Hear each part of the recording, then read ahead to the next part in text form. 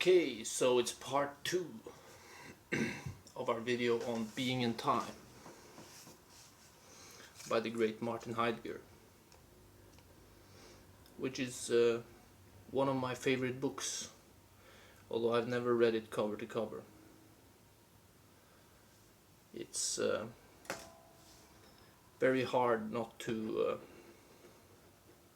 take it one paragraph at a time, because it has a well-earned reputation for being very dense writing.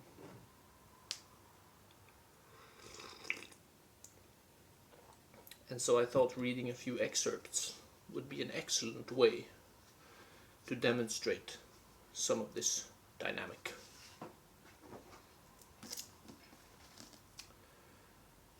Let's just open up one of the random pages that I've donkey-eared.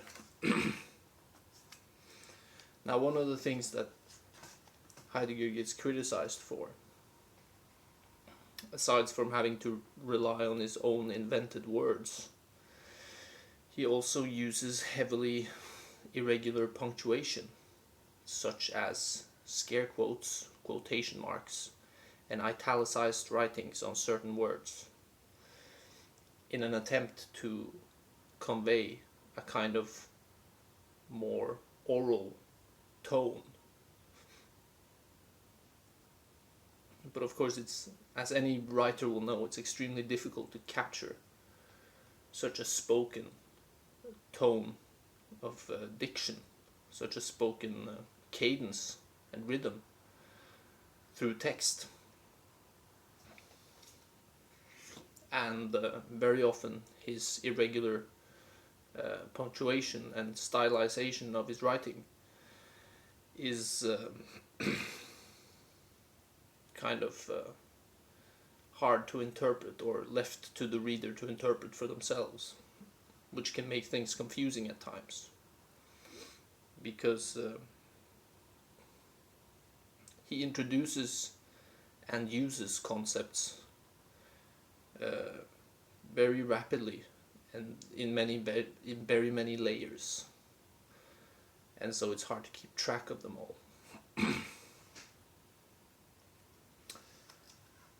So this is on page 93 of the English translation.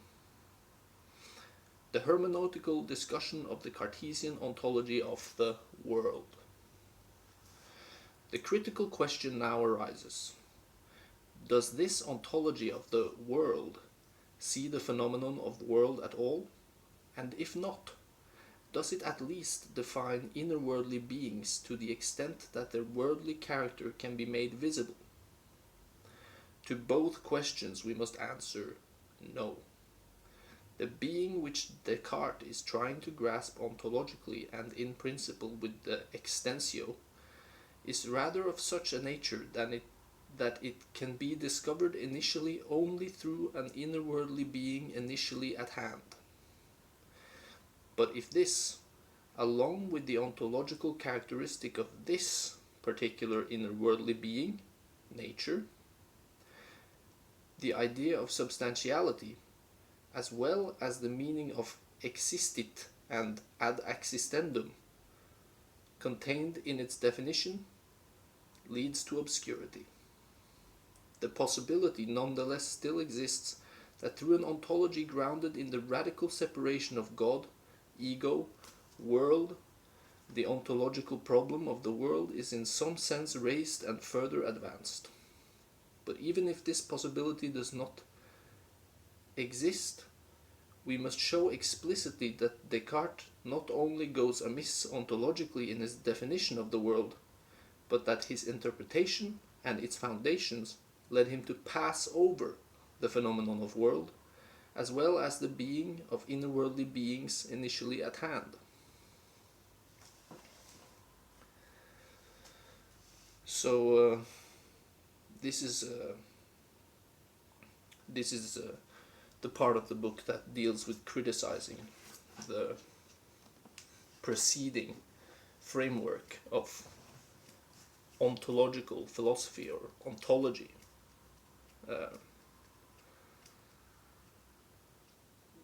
Criticizing the framework which precedes Heidegger. He traces back the development of European ontological thought to Descartes and his ideas of res cogito and res extensa. So his inherent dualism between the world of the what many would call soul and the world of the body, of matter, of objects found in Newtonian or Einsteinian space. What we would call the natural sciences.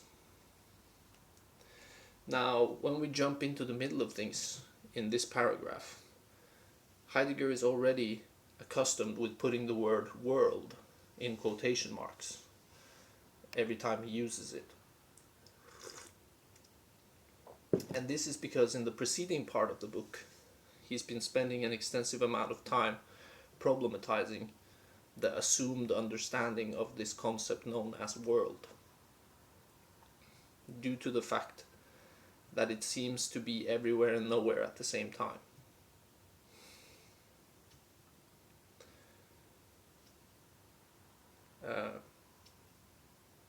And his use of world in quotation marks reflects what he sees to be the use of the word world in preceding literature, which is an assumed static concept separate from other things. But the reason why Heidegger chooses to put this type of definition of world into quotation marks is because that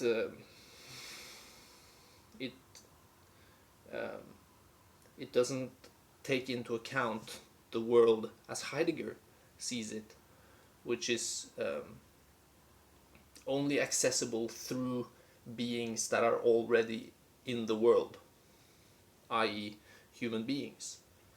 You can only have a discussion about the world after you've seen it with your own eyes, but in order to see it you have to be present in the world. And so by assuming that there can exist a world without beings in it, the kind of idea of Newtonian space,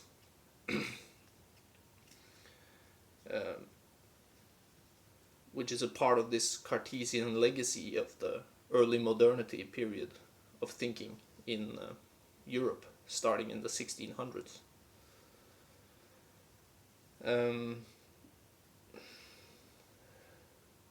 Heidegger has this more relative integrated approach to the concept of world, and he links it to being in the world and the being which is concerned with its own being, which is us, people, sentient beings, subjects, if you want to call them that. He calls it Dasein, which is a neutral term, best translated into English as present being.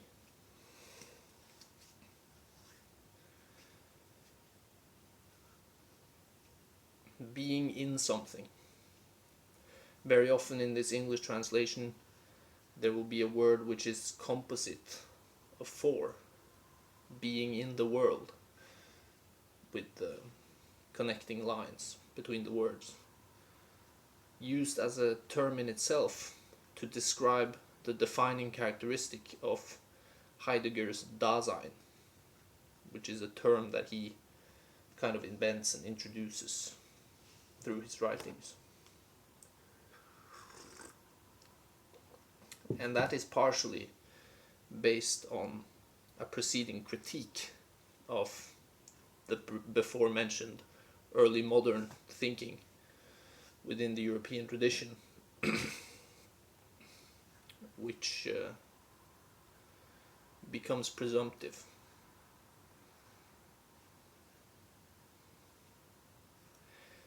So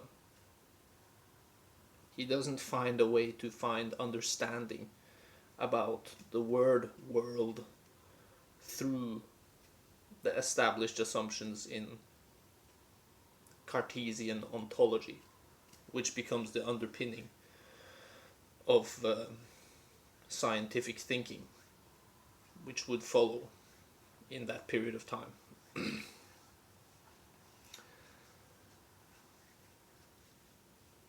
So you can see here again how it links to this idea of subjectivity and a kind of first-person view of the world, a POV of the world, being the primary object of the study. Every study originates as a POV, a point of view, seeing through the eyes.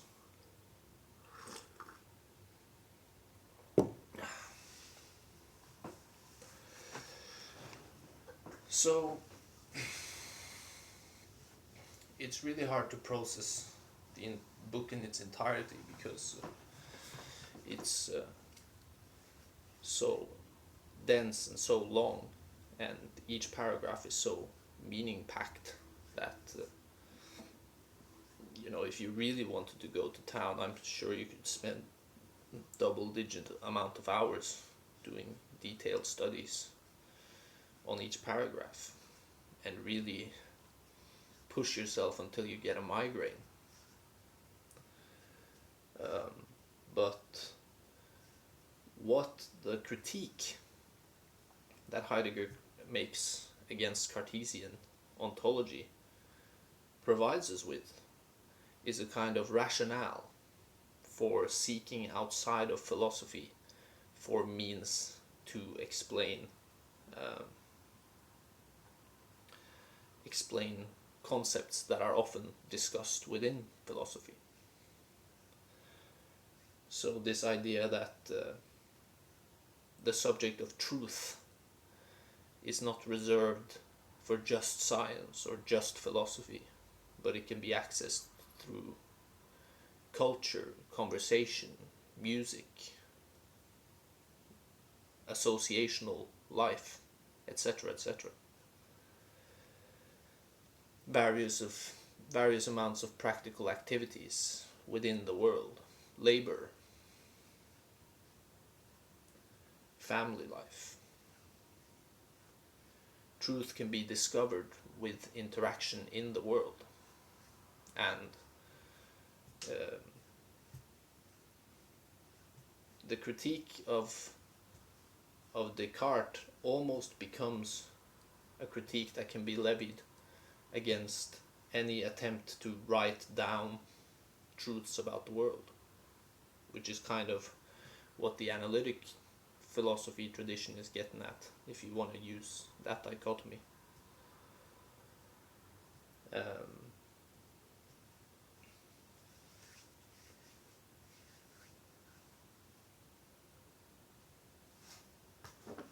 now I kind of lost my train of thought, so let's read another excerpt.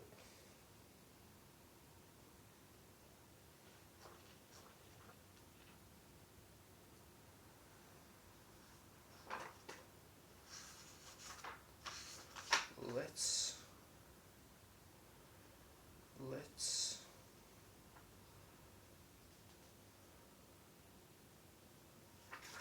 read another excerpt.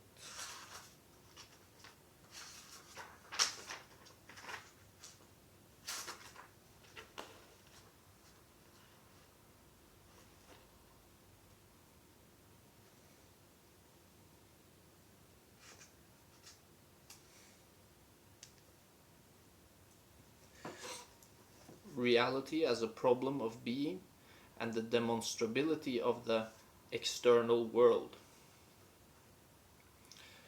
Of these questions enumerated about reality, the one which comes first is the ontological question of what reality signifies in general. However, as long as a pure ontological problematic and methodology was lacking, this question, if it was asked explicitly at all, was necessarily confounded with a discussion of the problem of the external world. For the analysis of reality is possible only on the basis of an appropriate access to what is real. But intuitive cognition has always been viewed as the way to grasp what is real. Intuitive cognition, anschauende Erkennen, is as a kind of behavior of the soul, of consciousness.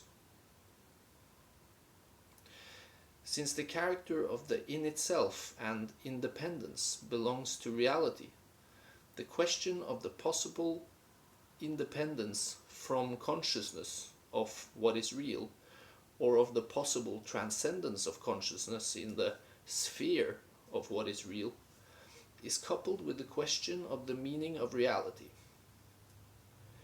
The possibility of an adequate ontological analysis of reality depends on how far that from which there is independence. What is to be transcended is itself clarified with regard to its being. Only in this way can the kind of being that belongs to transcendence be ontologically grasped. And finally, the primary kind of access to what is real must be secure by deciding the question whether cognition can take over this function at all.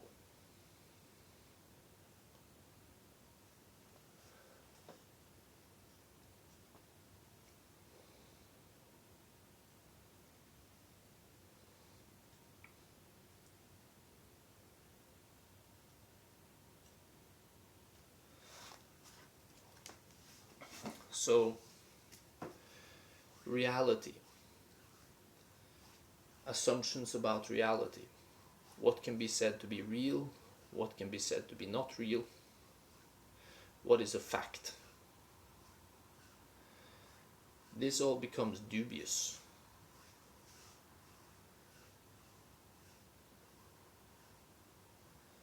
This all becomes dubious within a system of thought that bases itself on a presumption of the concept of world.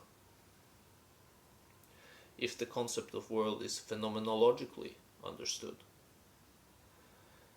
then these questions can be began to be grasped.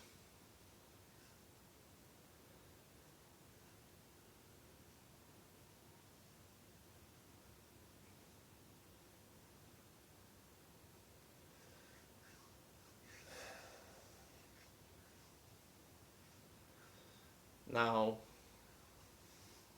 it then becomes interesting to find something about temporality.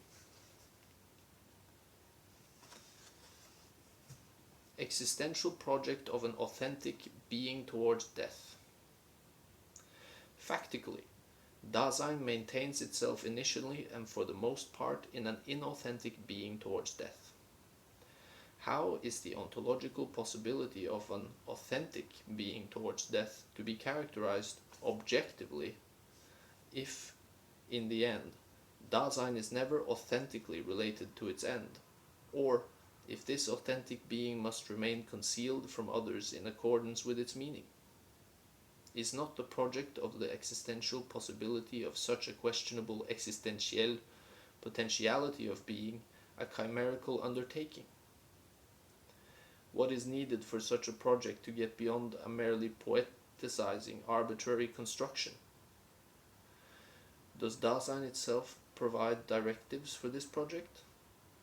Can the grounds for its phenomenal justification be taken from Dasein itself?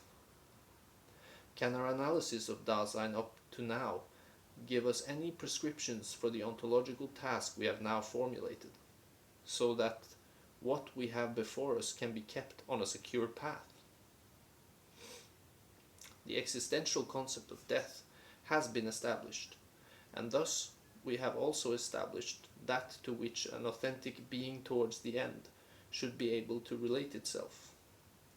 Furthermore, we have also characterized inauthentic being towards death, and thus we have prescribed how authentic being towards death cannot be in a negative way. The existential structure of an authentic being towards death must let itself be projected with these positive and prohibitive instructions.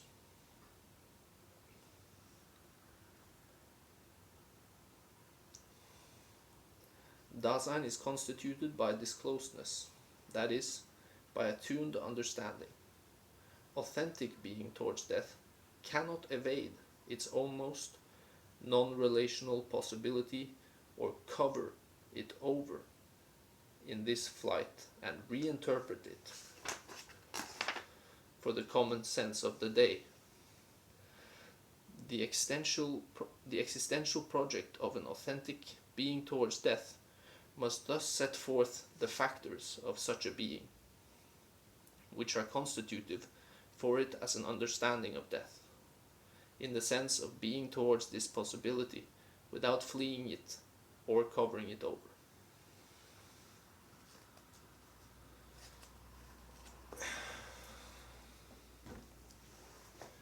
So here we can see how my association with the existentialists in the previous part was kind of relevant, because when he talks about understanding Dasein as a being through time, meaning that subjects, human beings, are their lifetimes, he definitely dabbles with the questions that existentialism is trying to answer. This idea of authenticity being inherently linked with death is a very interesting one. But perhaps also where the shadows of Heidegger's flirting with authoritarian idealism may be able to be caught a glimpse of, perhaps.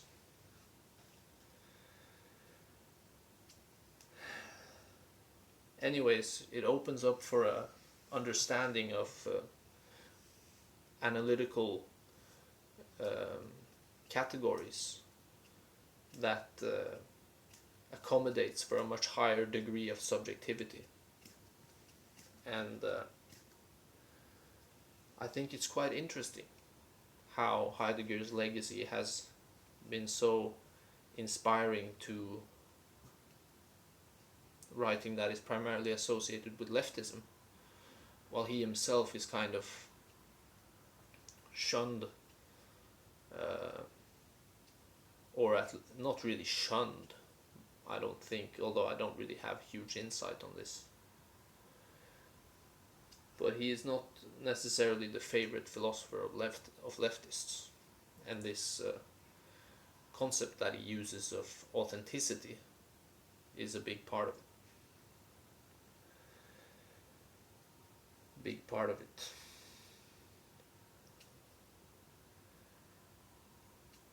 The French contemporary of Heidegger wrote, of course, Being and Nothingness, which maybe indicates some sort of difference in character between the two types, what they choose to couple their being with.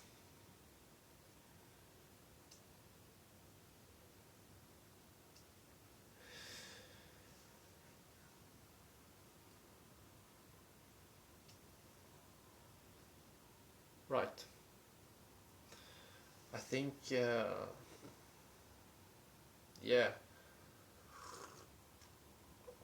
I think this is a fascinating subject because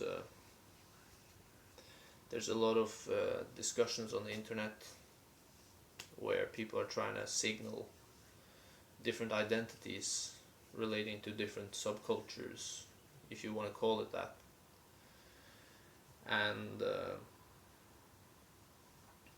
it's always a constantly evolving language game of proving, who is not only the most coherent in debate, but who has the coolest persona.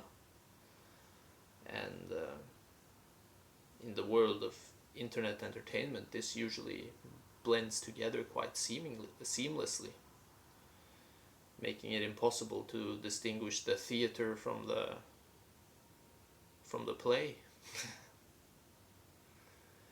Just to get overly cryptic.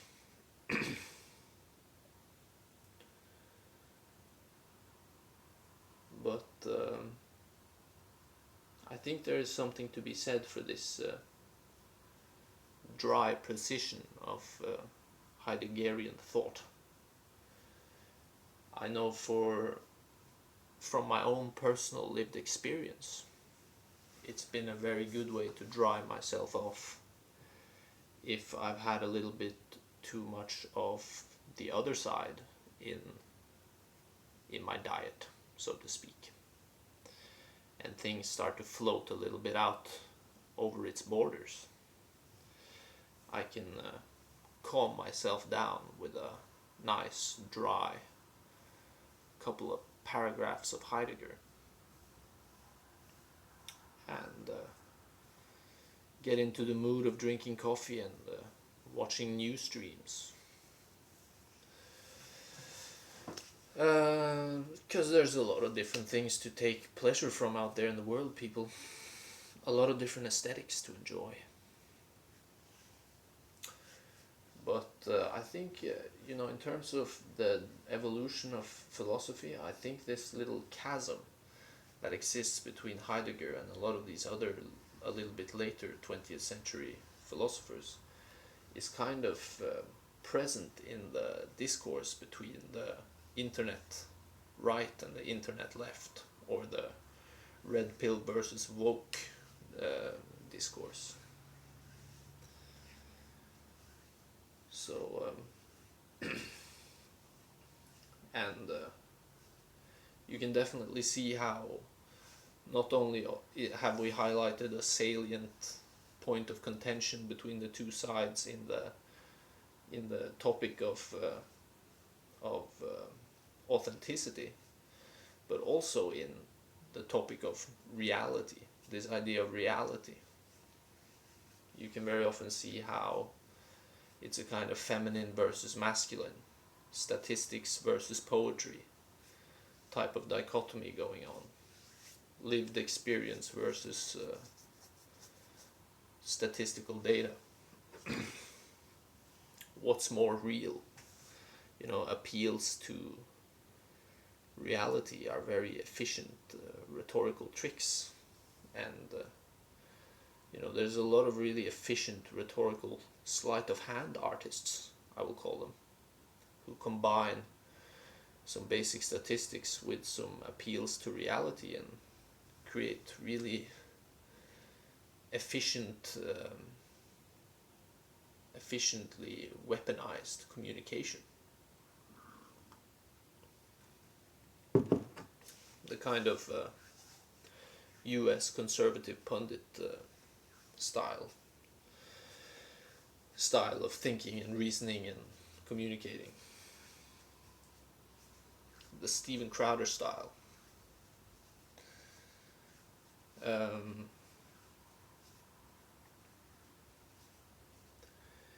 And then you have the opposite pole of that, right? All these different feminist outlets with the pastel colors and the plastic frame glasses and the weird appeals to like childlike innocence, which is kind of like, that leans more over to that part of phenomenology that fell into psychoanalysis and all of this. So you can even notice in Jordan Peterson that he kind of like combines Heidegger with the seminal authors of psychology to create the framework for the way he communicates his message. I think you can kind of tell that he must have at least some grasp of phenomenology as a concept, and I think that's kind of part of why he's been such an effective communicator, albeit very often having to rely on rhetorical tricks as well, because he kind of puts himself within the framed discussion. He has a kind of like final plead of faith in the institutions as his modus operandi, so he's kind of forced into the inauthenticity of dealing with the hype news media and having to identify as a conservative or as a Christian, put himself into some sort of overly constructed box, which means that it's gonna come out awkwardly sometimes. But that is what he has to pay to get a platform in the discussion at all, right?